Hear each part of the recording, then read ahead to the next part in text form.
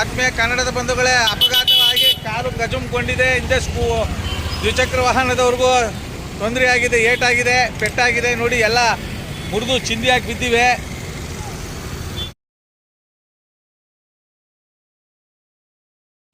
ಇಂಥ ಪ್ರಮುಖ ರಸ್ತೆಗಳಲ್ಲಿ ಜಿಲ್ಲಾಧಿಕಾರಿಗಳ ಕಚೇರಿ ಮುಂದೆ ಇದ್ದಂಥ ರೋಡ್ ರಿಬೇಡು ನೋಡಿ, ಇದೆಲ್ಲ ನೋಡಿ, ಇದನ್ನು ಮಾಡಿ ಎಷ್ಟು ಅನಾಹುತಗಳಾಗ್ತಾ ಇದೆ ಅಂದರೆ ನೋಡಿ, ಅಲ್ಲಿದ್ದನ್ನ ತಂದು ಇಲ್ಲಿಗೆ ಹಾಕ್ಬಿಟ್ಟು ಜಿಲ್ಲಾಧಿಕಾರಿಗಳು ಡೋರ್ ಎದುರುಗಡೆನೇ ಬೇಕು ಅಂದ್ಬಿಟ್ಟು ಮಾಡಿಸ್ಕೊಂಡು ದಿನ ಒಂದಲ್ಲ ಒಂದು ಅಪಘಾತಗಳು ಸಂಭವಿಸ್ತಾ ಇವೆ. ಇದ್ರ ಸಂಬಂಧಪಟ್ಟಾಗೆ ನಾವು ಒಂದು ತಿಂಗಳ ಹಿಂದೆನೇ ಮಾಧ್ಯಮಗಳಲ್ಲಿ ಮತ್ತು ನಮ್ಮ ಸಾಮಾಜಿಕ ಜಾಲತಾಣದ ಮುಖಾಂತರ ಹಂಚ್ಕೊಂಡಿದ್ದೀವಿ. ಆದರೂ ಸಹ ಇಂಥ ಜಾಗಗಳಲ್ಲಿ ಎಚ್ಚೆತ್ತುಗಳಿಲ್ಲ ಅಂದರೆ ಜಿಲ್ಲಾಧಿಕಾರಿಗಳ ಕಚೇರಿ ಮುಂದೆ ಇಷ್ಟೊಂದು ಅನ್ಯಾಯಗಳು, ಇಷ್ಟೊಂದು ಅಪಘಾತಗಳು ಸಂಭವಿಸ್ತಾ ಇದೆ ಅಂದರೆ ಯೋಚನೆ ಮಾಡಿ. ಈ ನಾಡಿನ ಮತದಾರ ಬಂಧುಗಳು ಪ್ರಶ್ನೆ ಮಾಡದೇ ಇರೋದಕ್ಕೆ ಇವತ್ತೆಲ್ಲ ಇಷ್ಟೆಲ್ಲ ಕಾರಣಗಳಾಗ್ತಾ ಇದೆ. ಇಲ್ಲಿ ಅಪಘಾತಗಳ ಮೇಲೆ ಅಪಘಾತಗಳಾಗ್ತಾ ಇದೆ. ಇಲ್ಲಿ ಸಾರ್ವಜನಿಕರಿಗೆ, ವಾಹನ ಸವಾರರಿಗೆ ಗೊಂದಲಮಯ ಆಗಿದೆ. ಇದಕ್ಕೆ ಸಂಬಂಧಪಟ್ಟಂಥ ಅಧಿಕಾರಿಗಳು ಯಾರೂ ಸಹ ಎಚ್ಚೆತ್ತುಕೊಳ್ಳದೇ ಇರೋದ್ರಿಂದ ಈ ಪರಿಸ್ಥಿತಿ ನಿರ್ಮಾಣ ಆಗಿದೆ. ಜಿಲ್ಲಾಧಿಕಾರಿಗಳ ಕಚೇರಿ ಮುಂದೆ ಇಷ್ಟೊಂದು ಅನಾಹುತಗಳು ಸಂಭವಿಸ್ತಾ ಇದೆ ಅಂದರೆ ಇದಕ್ಕೆ ಸಂಬಂಧಪಟ್ಟಂಥ ಅಧಿಕಾರಿಗಳು ಏನು ಕೆಲಸ ಮಾಡ್ತಾ ಇದ್ದಾರೆ? ಇವರಿಗೆ ಸಾರ್ವಜನಿಕರು ಕಟ್ಟುವಂಥ ತೆರಿಗೆ ಹಣ ಯಾಕೆ ಬೇಕು?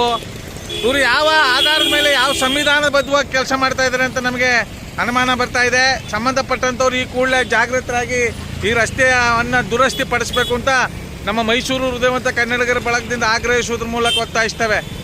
ನಮಸ್ಕಾರ ಆತ್ಮೀಯ ಕನ್ನಡದ ಬಂಧುಗಳೇ, ನೋಡಿ, ಇದು ಮೈಸೂರು ಮಲೆ ಮಹದೇಶ್ವರ ಮುಖ್ಯ ರಸ್ತೆ, ಸಿದ್ಧಾರ್ಥ ನಗರದ ಮುಂಭಾಗ ಇರ್ತಕ್ಕಂಥ ಹೊಸ ಜಿಲ್ಲಾಧಿಕಾರಿಗಳ ಕಚೇರಿ. ಈ ಜಿಲ್ಲಾಧಿಕಾರಿಗಳ ಕಚೇರಿ ಮುಂದೆ ರೋಡ್ ರಿಪೇರಿನ ಅಲ್ಲಿ ಚೆನ್ನಾಗಿತ್ತು. ಯಾರು ಇದಕ್ಕೆ ಸಂಬಂಧಪಟ್ಟಂಗೆ ಅವೈಜ್ಞಾನಿಕವಾಗಿ ಈ ರಿಪೇರಿನ ಬದಲಾವಣೆ ಮಾಡಿ ಜಿಲ್ಲಾಧಿಕಾರಿಗಳ ಕಚೇರಿ ಮುಂದೆ ಮಾಡ್ಕೊಂಡಿದ್ದಾರೆ.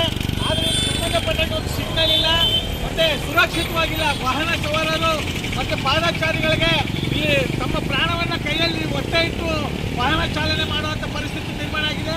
ನಾವಿದು ಒಂದು ತಿಂಗಳಿಂದಲೇ ನಾವು ಪ್ರಚಾರ ಮಾಡಿದ್ವಿ, ಸಾಮಾಜಿಕ ಜಾಲತಾಣದ ಮುಖಾಂತರ ಮತ್ತು ಮಾಧ್ಯಮಗಳ ಮುಖಾಂತರ ಇದು ಪ್ರಸಾರ ಆಗಿದ್ರು ಸಹ ಎಚ್ಚೆತ್ತುಕೊಳ್ಳದ ಅವಿವೇಕ ಅಧಿಕಾರಿಗಳು, ಅವೈಜ್ಞಾನಿಕವಾಗಿ ಅಧಿಕಾರಕ್ಕೆ ಬಂದಿರತಕ್ಕಂಥ ಅಧಿಕಾರಿಗಳು ಬೇಜವಾಬ್ದಾರಿ ತಂಡದಲ್ಲಿ ದಿನಕ್ಕೆ 2-3 ಅಪಘಾತಗಳು ಸೃಷ್ಟಿ ಆಗ್ತಾ ಇದೆ.